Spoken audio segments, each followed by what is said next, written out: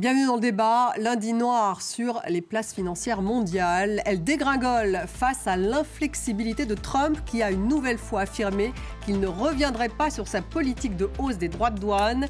Des droits de douane universels de 10% qui sont appliqués depuis samedi en attendant ceux qui seront mis en place pays par pays cette semaine. Trump explique sur une vidéo qu'il s'agit d'une décision géniale qui fera baisser les taux d'intérêt. Une révolution économique et nous allons gagner, a-t-il posté samedi. Tenez bon, ça ne sera pas facile, a-t-il ajouté. Et les pays impactés ripostent. Ils ripostent en ordre dispersé. Ils choisissent les représailles ou la négociation. Les représailles de la Chine, elles sont fortes avec la mise en place de taxes de 34% sur les produits américains. Pékin qui a pris des contre-mesures pour défendre ses droits et intérêts, a dit la Chine. L'Union européenne, elle, peaufine sa stratégie alors que les ministres du commerce se sont réunis à Luxembourg. Bruxelles veut se donner une chance de négocier, mais en cas d'échec, l'Union européenne devrait utiliser son arsenal de défense commerciale. Alors on va revenir sur ce lundi noir. Est-ce finalement le signe d'une future récession mondiale? Quelles sont les réponses de la Chine, des pays émergents et de l'Europe? Entre-t-on dans une escalade funeste des droits de douane? Quel impact sur l'économie? Trump pourrait-il finalement rétro-pédaler? On va poser toutes ces questions à mes invités. J'ai le plaisir d'avoir à mes côtés Alexandre Baradez. Bonsoir. Bonsoir. Vous êtes responsable de l'analyse marché à IG France. Bienvenue à vous. Merci. En face de vous, Benjamin Coria, bonsoir. Professeur Bonsoir. émérite de sciences économiques à l'Université Sorbonne Paris-Nord, bienvenue. Et nous avons ce soir Véronique Riche-Flores avec nous, bonsoir. Bonsoir. Bienvenue à vous, vous êtes économiste indépendante, ancienne Société Générale, il me semble. Oui, il y a longtemps. Il y a longtemps. Merci d'être là en tout cas. Et puis Jean-Baptiste Monnier est avec nous ce soir. Vous êtes vice-président d'Asia Centre. Merci à vous également. On va démarrer par les clôtures des bourses, justement avec d'abord la fermeture des places européennes. C'était donc à 18h heure française. Vous allez voir que ce n'est pas très joyeux. Le CAC 40, moins 4,78%. Le DAX, moins 4,13%. Le FTSE, moins 4,64%. Voilà pour la dégringolade européenne. En Asie, c'était bien sûr plutôt ce matin, la clôture. Là, vous avez même un record pour la chute de la bourse de Hong Kong, à moins 13,22%. Le Nikkei, moins 7,83%. Et Shanghai, moins 7,34%. Du côté des États-Unis, Wall Street avait perdu 20% à l'ouverture. Là, nous sommes à une cotation donc à 18h heure de Paris. Et vous voyez donc que le Dow Jones est dans le rouge, ainsi que le S&P 500. En revanche, le Nasdaq est en terrain positif. À voir si ça va durer. On verra ça à la clôture. Trump explique en tout cas sur une vidéo qu'il s'agit d'une décision donc formidable. Tenez bon, ça ne sera pas facile. On va l'écouter chez le président américain. Je ne veux pas que les choses se dégradent, mais il faut parfois prendre des médicaments pour se soigner. Nous avons été si maltraités par d'autres pays parce que nous avons eu des dirigeants stupides qui ont permis que cela se produise. Ils ont pris nos entreprises, notre argent et nos emplois. Bon, Alexandre Baradez, on a bien compris que Trump, pour l'instant, est inflexible sur ses droits de douane. À quoi assiste-t-on? C'est un crack proche de 2008, un crack proche du moment Covid? Oui, c'est un peu tout ça, c'est un mini-crack, on peut parler de mini-crack. Un mini-crack, pourquoi vous dites mini? Mini parce que c'est quand même un crack par la célérité des mouvements, par les niveaux de volatilité. Par exemple, on peut mesurer la volatilité sur les marchés américains. On est monté ce matin à 60. Les deux seules fois en 20 ans où on a été à ce niveau-là, c'était au moment de la pandémie Covid. Et la fois d'avant, c'était pendant la crise des subprimes, qui, on le rappelle, était la plus grave crise depuis 1929, la plus grave crise financière. Donc, on arrive dans des schémas de marché qui sont, en plus, cette fois-ci, qui sont auto-infligés. C'est-à-dire que la pandémie, c'était le Black Swan, la chose qu'on ne voyait pas arriver et qu'on ne peut pas prévoir. Les subprimes, c'était un excès du marché du crédit, de l'immobilier, de la titrisation. Là, c'est un président américain qui décide, par une politique assez extraordinaire, de mettre en place cette situation et d'entraîner cette vague de volatilité. Et puis il y a une sorte de fake news, Véronique Riche-Flores aussi, puisqu'à un moment donné, Wall Street est retourné en territoire positif avant de redégringoler, parce qu'on a entendu dire qu'un conseiller de Trump, finalement, que la Maison-Blanche allait revenir sur cette politique de droits de douane, en tout cas pendant une période temporaire. Et finalement, la Maison-Blanche a dit que c'était une fake news, donc c'est retourné en territoire négatif. Ça a duré quelques minutes, mais ça témoigne bien de l'extrême incertitude qui règne en ce moment et quelque part de cette volatilité dont parlait Alexandre, effectivement. Mais du fait que les investisseurs n'arrivent pas à croire ce qu'ils voient, en fait. Donc, chaque fake news, chaque espoir que finalement, non, allez, on est allé trop loin, c'est une erreur, on corrige, est suracheté quelque part par les investisseurs et on voit que ça peut remonter très vite. Vous voyez, le Nasdaq est finalement remonté. Alors, ça efface pas les pertes, mais effectivement, il y a cette stupéfaction généralisée. En fait, il y a une stupéfaction généralisée encore. Tout à fait. Ils ont du mal à le croire. Ils se disent qu'il va rétablir le tir, mais non, il ne va pas le faire finalement. Et puis sur les réseaux, on lui cherche des excuses ou des bonnes raisons. Il doit avoir de bonnes raisons, il a sans doute une stratégie. Tout ça alimente quelque part une sorte de crédibilité ou un souhait de comprendre. Mais pourquoi ils vendent comme ça massivement ? Pourquoi ils vendent ? Oui. Parce que vous avez un choc économique. Si effectivement ces droits de douane sont maintenus à l'échelle qu'on connaît aujourd'hui, ça crée un choc économique immense, d'abord pour les Américains, et puis pour tous les exportateurs et les entreprises du reste du monde qui exportent en général massivement aux États-Unis. Donc ça veut dire pression sur les marges des entreprises, perte de parts de marché et détérioration des perspectives d'emploi, d'investissement. C'est un scénario de récession. Aujourd'hui, au temps où on parle, compte tenu de ce qu'on connaît, on est quasiment assuré de connaître une récession mondiale. Et donc on vend dans ces cas-là. Et donc on vend avec des prix des actifs, des actions en particulier, qui sont irraisonnablement élevés aux États-Unis et qui avaient commencé à être très soutenus en Europe. Donc on prend ses profits. Tout à fait. Benjamin Correa, on parle d'idéologie là tout de même de Donald Trump. Scott Bessent, le secrétaire au Trésor, qui vient pourtant des marchés, me semble-t-il. Scott Bessent. Alors il a comparé le choc protectionniste de Trump à la guerre menée par Reagan contre l'inflation, appelant les Américains à endurer les sacrifices immédiats. C'est quand même extraordinaire. Oui, c'est assez extraordinaire parce qu'il y a un problème de non-matching des timings, si je peux dire. Ça veut dire que, au mieux, si même l'ambition proclamée marchait, c'est-à-dire que ça se traduise par un retour de l'investissement aux États-Unis, ça va prendre entre 5 et 10 ans. Bon, par contre, l'effet des hausses est immédiat. Et la perte de confiance, la perte de crédibilité, elle est extrêmement grande. Alors, on assiste à une situation dans laquelle, dans la mesure où on est parti d'un très haut sur le plan des valeurs boursières, les gens s'empressent de partir avant que ça s'affaisse de trop. Mais malheureusement, ça enclenche le processus baissier dans lequel on est en train d'entrer. Mais la vraie question, à mon avis, la vraie question, c'est que même si on accorde une rationalité à Trump, sur le plan des temporalités, ça ne peut que conduire à une situation chaotique. Si on lui accorde une rationalité, j'ai beaucoup d'hésitations. Il est plutôt irrationnel. Explication quand même. Un des objectifs menés par Donald Trump et par son administration, même si je pense que le fond, c'est de vouloir baisser le déficit. Il y a eu des avertissements depuis pas mal de temps sur la trajectoire du déficit américain.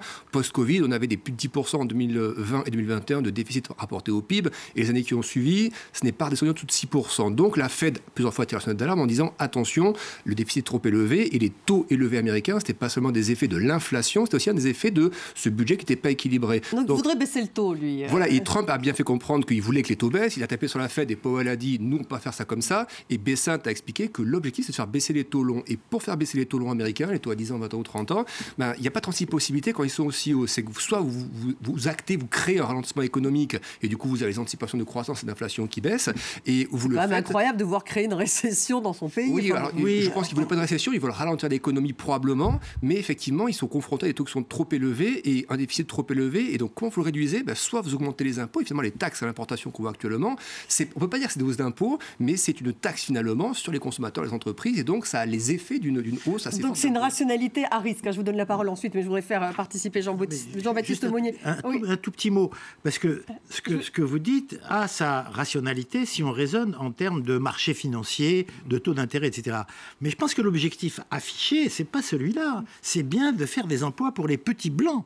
Je veux dire, Trump est un politique. Réindustrialiser l'Amérique. C'est pas un fonds de pension, c'est pas un fonds spéculatif. Donc, je pense que sa vraie rationalité, c'est pas celle que vous dites, c'est bien celle de la réindustrialisation. En tout cas, c'est son engagement vis-à-vis de son électorat, et il vise son 3e mandat. Enfin, est-ce qu'il va réindustrialiser l'Amérique en baissant les taux chez Trump, hein. Est-ce qu'il va réindustrialiser l'Amérique en baissant les taux? Mais bien sûr que non. Bien sûr que non. C'est bien pour ça qu'il y a un problème de rationalité de ces décisions. Jean-Baptiste Monnier, l'impact en Asie, très fort. Alors, on va parler ensuite de la stratégie chinoise, mais bon, il y a la Chine qui a un total de 54% de droits de douane. Donald Trump qui affirme à l'instant qu'il voudrait même ajouter 50% depuis que la Chine a dit qu'elle allait riposter. Et puis l'Asie du Sud-Est, avec des pays tout de même pauvres, hein, comme le Cambodge, le Vietnam, un taux de 49% sur le Cambodge, 46% sur le Vietnam. Ça fait des dégâts. D'ailleurs, ces pays, enfin, Donald Trump se targue d'avoir parlé aux hautes autorités au Vietnam parce qu'en fait, il proposerait à Trump de baisser à 0 les droits de douane sur les produits américains. Ils en sont là, les Vietnamiens. Oui, l'Asie est touchée et elle a eu la faveur de Trump, ça on peut le dire. La Chine aussi, mais le Sud-Est asiatique est particulièrement touché, je crois, parce que la Chine pourra s'en sortir. La Chine a déjà réagi rapidement, donc c'est première chose. On va en reparler après. Il parle de stabilité, donc il se positionne là-dessus. L'Asie du Sud-Est, vous en parliez, ça c'est plus dangereux parce que la proportion de ces exports dans leur PIB est considérable. Vous parliez du Cambodge, vous parliez du Vietnam, c'est 30% de leur PIB qui est exporté aux États-Unis. Avec des tarifs à 45%, vous pouvez imaginer que le PIB va baisser de 20 ou 30%. Donc c'est catastrophique. Donc les pays vont probablement revoir leurs accords régionaux et les renforcer. On imagine qu'il y aura des échanges plus intenses si les échanges diminuent avec les États-Unis. Il y aura les des accords négociations régionaux aussi. De l'ASEAN, ce dont on parle pas plus mal. Le RCEP, peut-être le Regional Treaty qui a remplacé le TPP. Que Trump lui-même avait déchiré. Il faudrait qu'ils réorganisent leurs échanges entre pays d'Asie, justement, pour essayer de pallier ce manque de débouchés américains. Ce serait ça le... Il faudra que la surcapacité chinoise trouve des débouchés. Alors ce sera l'Europe, ce sera le Sud-Est asiatique, oui, et ailleurs. Et ça entraînera d'autres problèmes. L'impact, en tout cas, sur l'économie américaine, et notamment sur le marché automobile américain, sera significatif. On le disait, on va faire un point en image avec Sophie Samaï. Véhicules cherche acheteur désespérément. Dans les allées de cette concession automobile texane, les clients se font rares. Quelques jours après l'entrée en vigueur de nouveaux droits de douane sur les véhicules et pièces détachées en provenance de l'étranger, le propriétaire accuse le coup. Cela va me profiter, car les prix vont augmenter. De sorte que ce que j'ai déjà dans mon magasin va me rapporter plus. Mais finalement, je vais devoir payer le prix fort pour acheter un autre véhicule. Et donc jouer le jeu, et quelle que soit l'augmentation du prix que je vais payer sur l'autre voiture lors de la vente en gros, je vais devoir la répercuter sur le client. Selon Bank of America, les constructeurs pourraient décider d'augmenter leur prix de $10 000 par véhicule. Une somme conséquente quand on sait qu'une voiture américaine coûte déjà $52 000 en moyenne. Seule solution pour éviter la surtaxe, acheter américain. Un choix vers lequel s'est finalement tourné ce chauffeur-livreur. Je pensais à l'entretien et aux pièces de rechange dont je pourrais avoir besoin pour entretenir mon véhicule. Alors oui, j'ai fait exprès d'essayer d'acheter un véhicule fabriqué aux États-Unis pour ces raisons. Ces nouvelles taxes douanières devraient concerner 7,3 millions de véhicules importés, soit plus de la moitié des voitures vendues aux États-Unis. Et si la production se délocalise sur le sol américain, certains alertent déjà sur le délai nécessaire et les problèmes de recrutement à venir. Véronique Riche-Flores, donc c'est ça en fait le pari de Trump, c'est de dire vous allez tous acheter américain, même si vous payez un peu plus cher, ce qui est d'ailleurs pas sûr, parce que si c'est plus cher, le consommateur va peut-être pas acheter de nouveaux véhicules. C'est exactement ça. L'élasticité, ce qu'on appelle la sensibilité de la demande au prix, donc on mesure ça par des élasticités, est particulièrement forte aux États-Unis, et particulièrement dans le secteur automobile. Ça veut dire que si les prix augmentent de 10%, probablement que la demande va chuter à peu près d'autant. Et d'où l'impact récessionniste. L'impact récessif, effectivement, il n'y a pas de mal, qui est puissant, qui veut dire moins d'emplois, moins d'investissements. Et d'ailleurs, c'est très intéressant parce qu'on voit bien que quand on mesure, il y a des instituts qui mesurent la confiance auprès des PME. Donc ce tissu d'entreprise qui était censé quand même applaudir et qui a applaudi à la réélection de Donald Trump. Ça a duré 1 mois et demi. Et les perspectives d'investissement ont bondi et 2 mois après, elles sont retombées plus bas qu'antérieurement. Donc effectivement, c'est ça le choc du protectionnisme et de ces droits de douane qui ne vont pas disparaître comme ça. Alors soit les entreprises prennent sur leur marge, mais c'est pareil, si elles prennent sur leur marge, il faudra bien qu'elles compensent par des baisses de coûts qui créeront des chutes d'emplois, etc. Alexandre Baradez, oui, il dit qu'il faut que ça fasse mal, c'est ce que dit, un mal nécessaire, c'est ça ce dont parle Donald Trump. Et alors du coup, les retraites qui sont aux États-Unis liées à la bourse, j'imagine que les retraités doivent regarder quand même un peu ce qui se passe, les fonds de pension. Oui, vous avez devancé mon raisonnement, j'allais arriver là-dessus, c'est que aux États-Unis, contrairement à plusieurs pays européens, c'est qu'une énorme partie du système de retraite dépend de la bourse. Et c'est pour ça que les marchés américains, historiquement, ne font que monter, parce que si pendant 20 ans, ils ne font que baisser, vous avez des millions d'Américains qui n'ont pas de retraite. Donc on sait que les marchés finiront par rebondir, mais c'est jusqu'où le seuil de douleur financier peut être supporté déjà par les investisseurs américains. Je ne parle pas des particuliers des retraites, par les gros fonds de pension ou autres. Dans les soutiens de Donald Trump, il y a Bill Ackman qui est un gros investisseur financier. On voit qu'aujourd'hui sur les réseaux, depuis quelques jours, il est particulièrement actif. Même Elon Musk commence à parler de zones de libre-échange, États-Unis et Europe. On sent que ça commence à piquer au niveau des cours.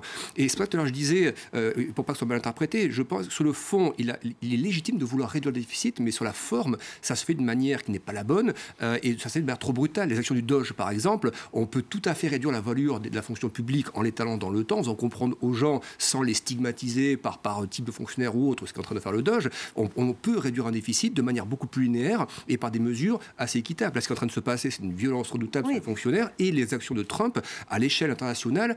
Il y avait déjà le marché, je termine juste là-dessus, le marché action avait déjà baissé de 10% en début d'année sur la remise en cause des accords un peu géopolitiques par rapport à l'Ukraine, déjà 10%. Et les 10% qu'on a connus depuis mercredi, donc c'est très très vite, 10 à 15%, ça s'est fait en 4 jours. Là, c'est sur des questions commerciales. Donc on voit que c'est des nuages d'incertitude qui s'accumulent sur les États-Unis et les marchés détestent l'incertitude, les acteurs économiques ne supportent pas ça. Donc il est tout à fait possible que la baisse ne soit pas encore terminée. Benjamin Corrier, mais en même temps, c'est sa volonté, ce côté disruptif, c'est ce qu'il souhaite, ce côté un peu révolutionnaire. Oui. Donald Trump, créer la stupéfaction. Il a dit, il y a 50 pays qui m'ont téléphoné ce week-end, donc il est en nouveau, il est au centre du monde, je veux dire, d'un point de vue communication, d'un point de vue du trouble.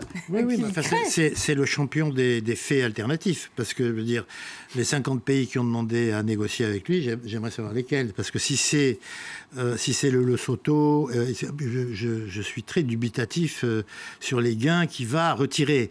Et si c'est des pays qui disposent d'une puissance de frappe et qui sont capables de négocier véritablement, de la même manière, je suis un peu dubitatif. Est-ce qu'il veut changer le modèle économique ? Oui, ça, je pense que oui. C'est-à-dire que je pense qu'il veut à la fois changer le modèle économique, bon ça on l'a dit, c'est la fin du libre-échange à titre définitif pour lui, c'est la fin d'un ordre mondial que les États-Unis avaient façonné avec l'OMC, Bretton Woods, l'ensemble des dispositions internationales qu'on avait. C'est une situation dans laquelle il veut émerger en tant que puissance sur la scène mondiale, qui correspond d'ailleurs à une réalité du point de vue de la puissance américaine. Mais il veut l'affirmer géopolitiquement. Bon, sur le plan économique, on l'a dit, l'idée c'est le switch vers la production locale, mais moi je pense que c'est tout simplement infaisable tel que c'est conçu. Parce que l'économie est trop mondialisée. Bien sûr, parce que les chaînes de valeur sont entièrement mondialisées. Mais il ne faut pas sous-estimer, moi j'insiste sur ce point, la dimension politique du projet. Ça veut dire que on n'a pas supprimé n'importe quoi du point de vue des dépenses publiques. On a supprimé l'USAID, on a supprimé les organisations de vétérans, on supprime des trucs de santé. Ça veut dire que... Tout ce qui va vers l'humanitaire, tout ce qui va vers l'humanitaire, ce qui va vers la lutte contre... pour la diversité, pour l'équité, etc. Il y a vraiment un projet extrêmement réactionnaire, constitué, et c'est vrai que c'est difficile de faire la part de ce qui est purement économique et de ce qui est politique. Mais je pense que ça serait une erreur de penser que son projet est seulement économique. C'est un homme politique, Trump. Jean-Baptiste Monnier, c'est la fin de la protection des faibles, en fait, qu'on voit aussi avec cette politique de droits de douane terrible à l'égard du Cambodge, du Lesotho, enfin, d'un certain nombre de pays qui vont payer très cher, en fait, cette mise en place de droits de douane. Il y a des pays qui sont exposés plus que d'autres, évidemment. La Chine va résister, elle peut tenir, elle n'a pas de démocratie, elle n'a pas d'électeurs, ils peuvent serrer les fesses et, si j'ose dire, endurer les choses.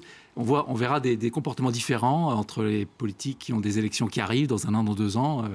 Suivez mon regard. Peuvent-ils supporter des chômages qui augmentent, des pouvoirs d'achat qui baissent, des récessions? Probablement plus difficile pour eux. Les États-Unis qu'on veut avoir d'ailleurs leur propre élection, on va en parler. Est-ce qu'il a anticipé la riposte chinoise, Donald Trump? On va écouter en tout cas le porte-parole des affaires étrangères chinoises.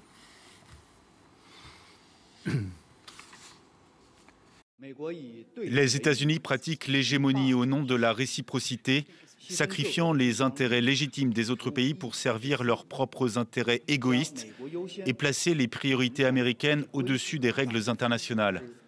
Il s'agit là d'un cas typique d'unilatéralisme, de protectionnisme et d'intimidation économique.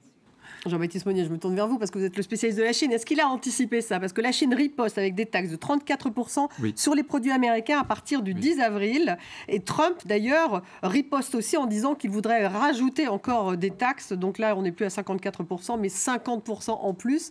Donc il n'a peut-être pas anticipé cette riposte dure du côté chinois. La Chine a réagi différemment par rapport aux autres manœuvres de sanctions et de tarifs qui ont été imposés sur elle ces dernières années. Ils réagissaient plutôt par secteur en disant bon, on va interdire les terres rares ou bien on va bloquer les là, ils vont restreindre les exportations sur 7 types de métaux rares, les Chinois. Oui, en plus. Donc, mais 34%, effectivement, c'est énorme. La Chine essaye de jouer sur la stabilité vis-à-vis du monde entier. Donc leur objectif, c'est évidemment le Global South, le Sud global. Quel message envoyer? Et contre l'instabilité, les caprices de Trump, elle présente d'abord une réaction très rapide qu'on vient de voir. Ils ont réagi en 24 heures essentiellement. Ça a fait rechuter la bourse une 2e journée. Mais ça veut dire on tient la route et on ne va pas lâcher.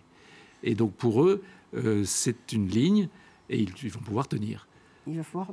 oui, parce qu'évidemment que ça va avoir un impact aussi sur leur propre économie, j'imagine. Alors, oui. Alors il y a des facteurs qui sont un peu... qui amplifie le phénomène, c'est en particulier la façon dont sont calculées les exportations chinoises, parce que sur un iPhone, par exemple, ou sur un téléphone portable, on ne mesure pas la valeur ajoutée chinoise, qui est assez faible, parce que c'est Foxconn qui rentre ça dans ses usines de Shenzhen. Il y a quelques euros, quelques dollars, si vous voulez, de valeur ajoutée, mais on compte la valeur entière de l'iPhone, c'est-à-dire 1000 ou 1500 dollars. Et là, on applique les tarifs sur cette valeur-là. Donc ça va tout de suite se voir. Et sur... mais c'est très pénalisant. Des centaines de millions d'iPhones, ça fait beaucoup. C'est pénalisant pour le consommateur américain. Mais aussi pour le Chinois. Mondial. pour le Chinois. Ben non, je ne pense pas qu'ils payeront les iPhones moins chers que les Américains, du coup.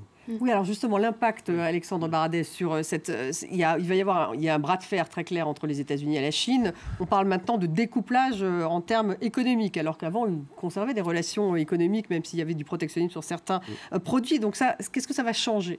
Alors c'est vrai que déjà, le découplage, on l'a quand même depuis le post-Covid. Si on regarde bien, vous avez des économies, même des marchés, des économies qui sont repartis très vite post-Covid et d'autres beaucoup moins vite. La Chine, par exemple, alors que tous les autres étaient déconfinés, reconfinés encore en 2022, au moment de la guerre en Ukraine, au moment où les banques centrales montaient les taux parce que l'inflation arrivait. Donc, ils ont connu une phase très synchronisée et les croissances mondiales, grosso modo, sont beaucoup moins alignées qu'à une époque. Simplement, c'est vrai que ce qu'on observe sur les marchés, pour reprendre ma partie spécifiquement, c'est vrai que la Chine, elle a une arme forte par rapport à la tech américaine, mais comme l'Europe aussi. C'est-à-dire que l'Europe ne fait comprendre qu'elle peut brandir l'arme des sanctions contre les services américains et tous les grands groupes de la tech aux États-Unis.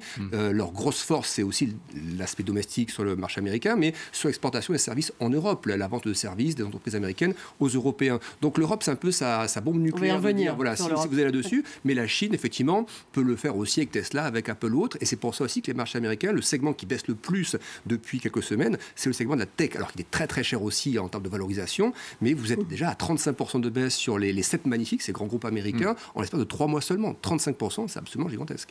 Véronique Riche-Flores, justement, sur la Chine, ce que souhaite Trump, finalement, derrière ses droits de douane, c'est aussi de négocier la vente de TikTok, par exemple. Ça fait partie des négociations qu'il voudra entreprendre avec les Chinois, puisque pour l'instant, les Chinois ne veulent pas vendre TikTok. Donc, est-ce que ça fait partie du bargain ?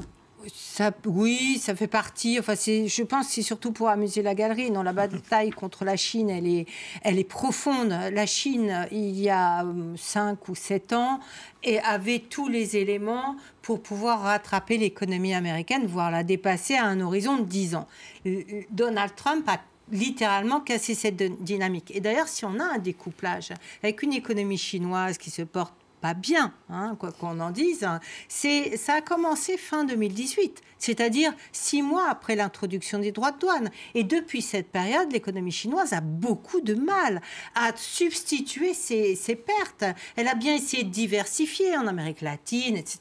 Ils sont partout. Mais jamais les nouveaux marchés ne permettent de compenser ce que les Chinois ont perdu. Et ils ont perdu également en Europe, dans une situation européenne qui était vraiment pas porteuse pour leurs exportateurs. Donc je pense que le combat, il est là. C'est un combat de puissance, de titan. Et je voudrais revenir quand même sur la gravité de ce qui se fait en ce moment aux États-Unis. C'est ce que soulignait tout à l'heure Benjamin. C'est politique, bien évidemment que c'est politique. Vous savez que dans plusieurs États maintenant, on commence à proposer la réintroduction du travail des mineurs à partir de 14 ans, y compris du travail de nuit. D'accord ? Donc là, une fois qu'on a dit ça, je pense qu'on a tout dit et qu'on y voit beaucoup plus clair et voilà, TikTok, oui, ça fait du bruit, ça fait du buzz, comme on dit, mais le fond du sujet, il n'est pas là. C'est une bataille de puissance extrêmement violente. Et l'Union européenne peaufine donc sa stratégie. Les ministres du Commerce réunis à Luxembourg aujourd'hui. Je ne me trompe pas, je crois bien que c'est Luxembourg. L'Union européenne a proposé, en tout cas aux États-Unis, une exemption de droits de douane totale et réciproque pour les produits industriels. C'est ce qu'a annoncé Ursula von der Leyen afin de tenter d'éviter une guerre commerciale. On l'écoute. Nous sommes prêts à négocier avec les États-Unis. En effet, nous avons proposé des droits de douane nuls pour les biens industriels, comme nous l'avons fait avec succès avec de nombreux autres partenaires commerciaux. Car l'Europe est toujours prête pour un bon accord, donc nous le gardons sur la table. Benjamin Correa, là c'est une stratégie différente de la chinoise. On veut garder la capacité de négocier et en même temps on a le bazooka européen puisqu'il y a un certain nombre d'outils avec la représaille possible sur un certain nombre de produits. C'est ça la stratégie ? Moi je ne suis pas choqué du tout que ce ne soit pas du tout la stratégie chinoise. On n'a pas les mêmes relations avec les États-Unis, on n'a pas les mêmes sociétés, etc. On ne devrait pas être plus dur. Comment ? Dire tout de suite représailles. Non. Donc, qu'il y ait un espace de négociation pour essayer d'éviter le chaos, moi, me paraît raisonnable.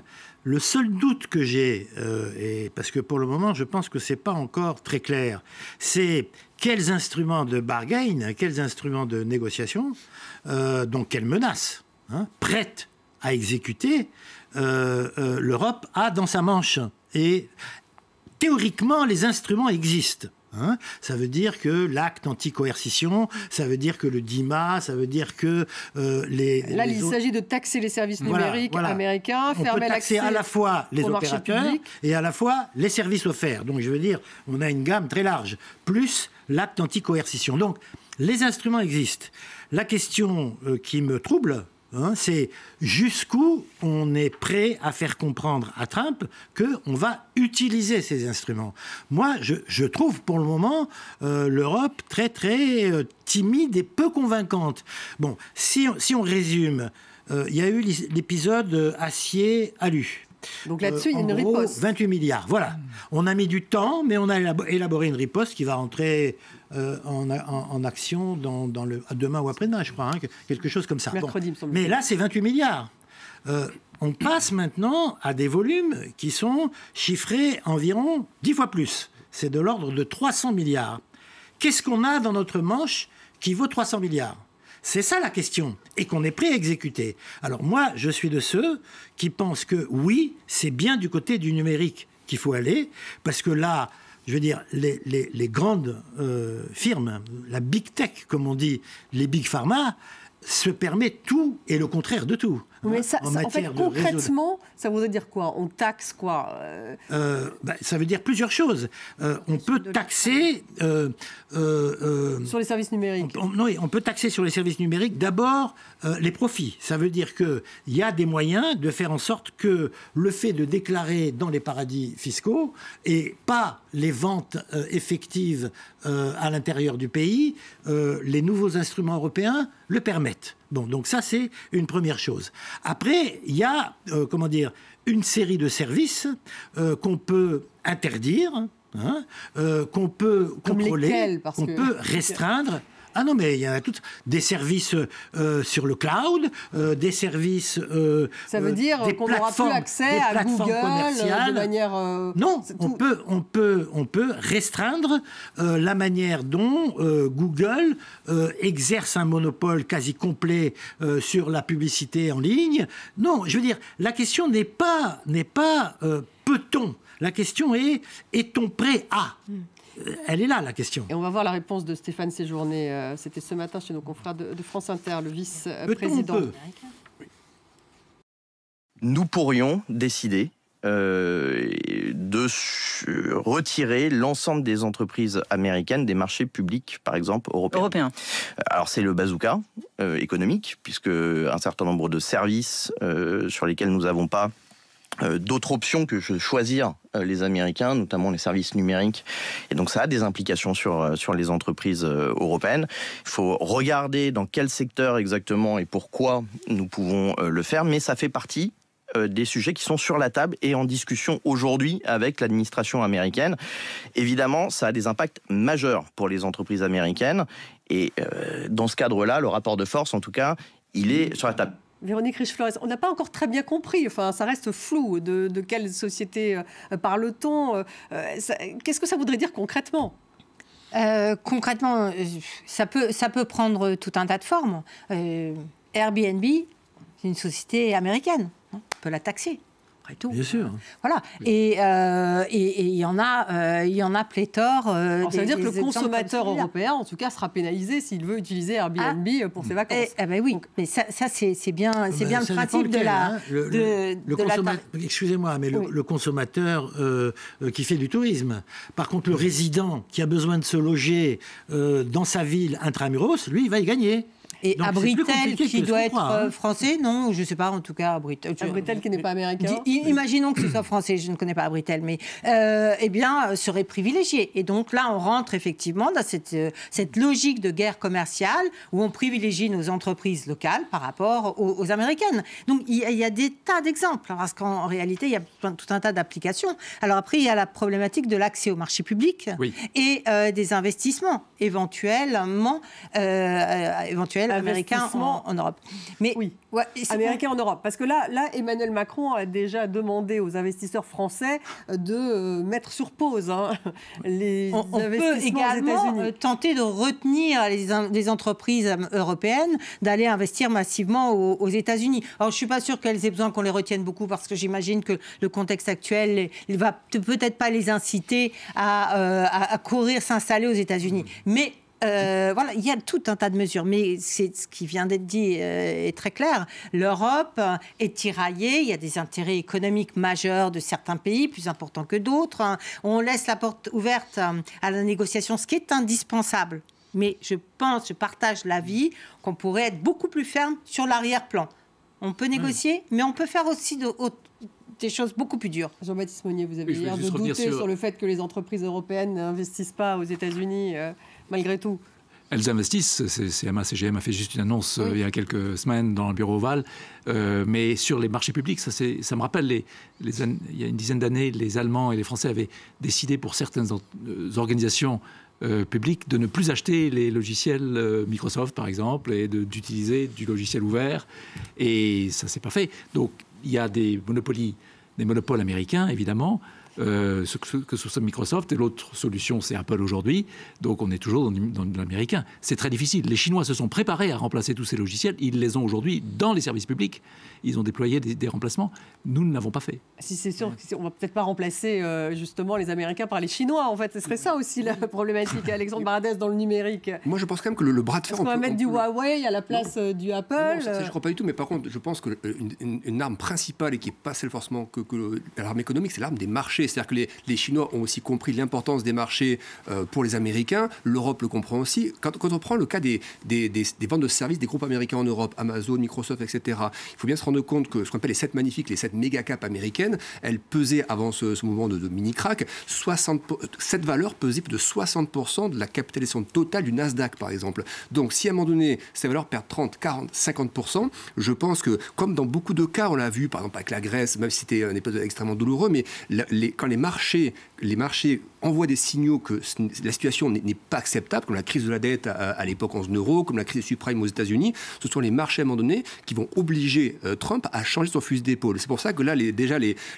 quasiment 30% sur le Nasdaq... Il va rétro-pédaler. Oui, je pense que si les marchés américains perdent encore entre 10 et 20%, je pense qu'à un moment donné, il n'y aura plus qu'un soutien. Les Américains seront dépités parce que leur 401K aura fondu comme neige au soleil, parce que les investisseurs, les financiers, qui sont des gros soutiens, en tout cas pour Trump, ne vont plus soutenir, et puis parce qu'il va se prendre une taux au mi-terme. Donc à un moment donné, sa marge de manœuvre va être de quelques mois, je pense, pour essayer d'imposer ses vues, et si ça ne marche pas, la chute violente des marchés qui peut encore se prolonger va l'obliger à ouvrir des portes plus facilement à la négociation. C'est votre analyse. On va écouter Elon Musk, qui justement a eu un discours un peu différent hier.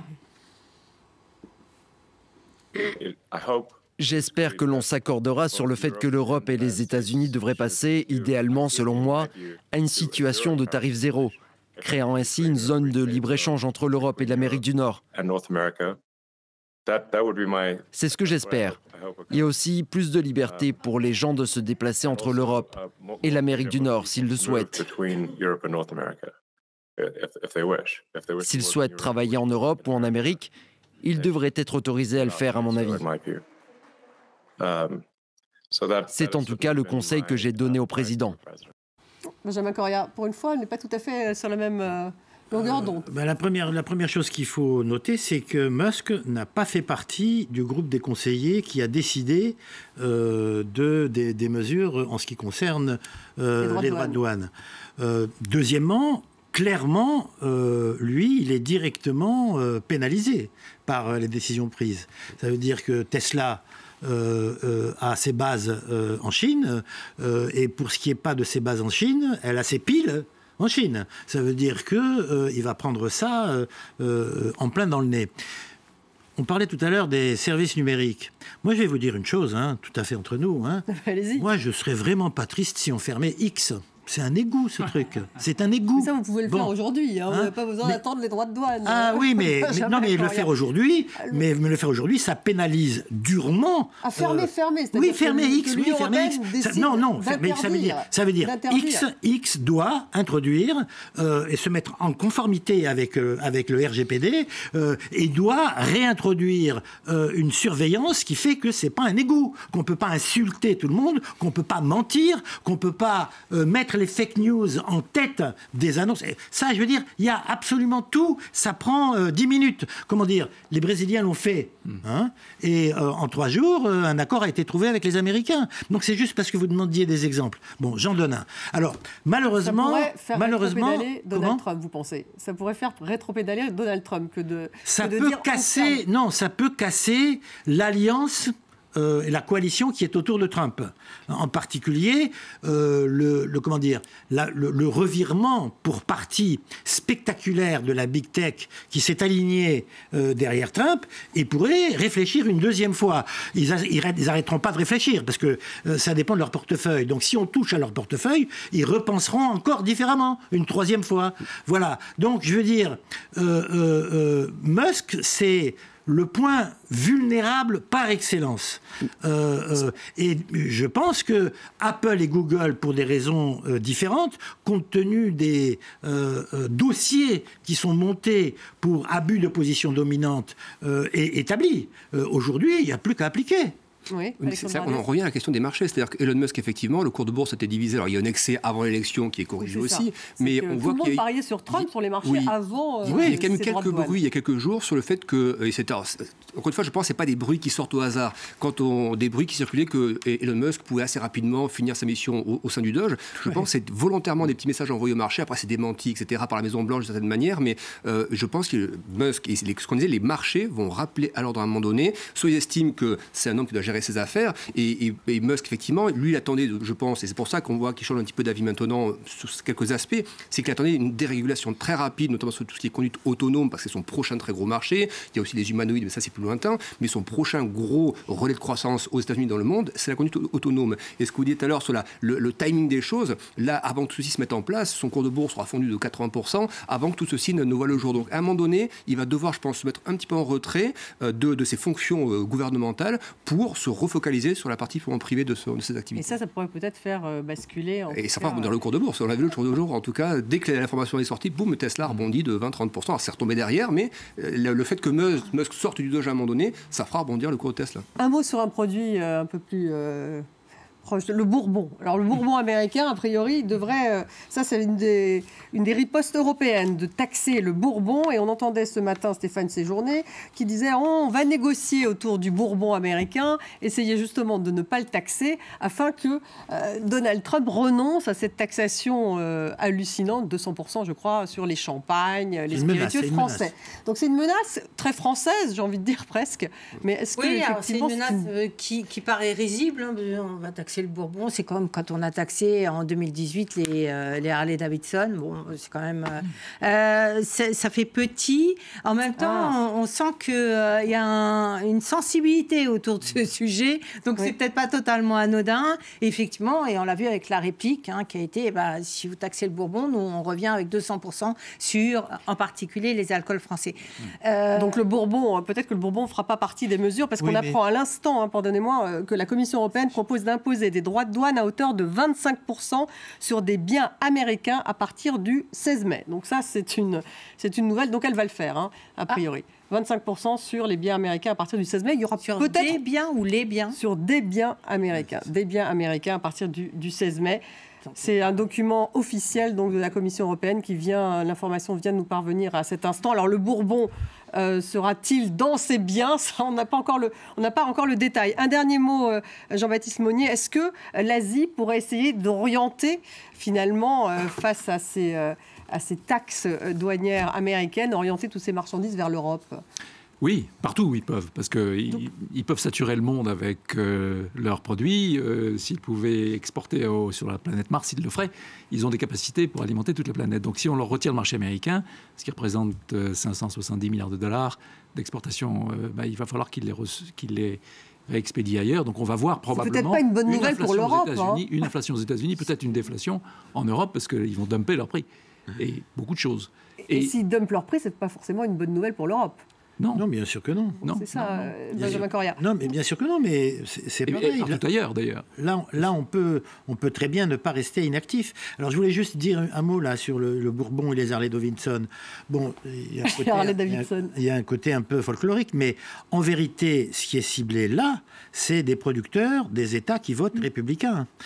Et c'est les Chinois qui avaient commencé ça au départ, leur riposte, toucher des agriculteurs de soja, des États républicains, etc. Bon, donc, voilà, il y a un jeu qui peut être subtil, mais à condition d'avoir énoncé qu'on va le jouer. En tout cas, la Commission européenne a l'air d'être assez déterminée ce soir. Merci beaucoup, Benjamin Correa. Merci, Jean-Baptiste Monnier, Véronique Riche-Flores. Merci beaucoup, Alexandre Baradez, d'avoir participé à cette émission. Merci à vous tous de l'avoir suivi. Vous la retrouvez sur les réseaux sociaux également en podcast. Et je vous dis à demain.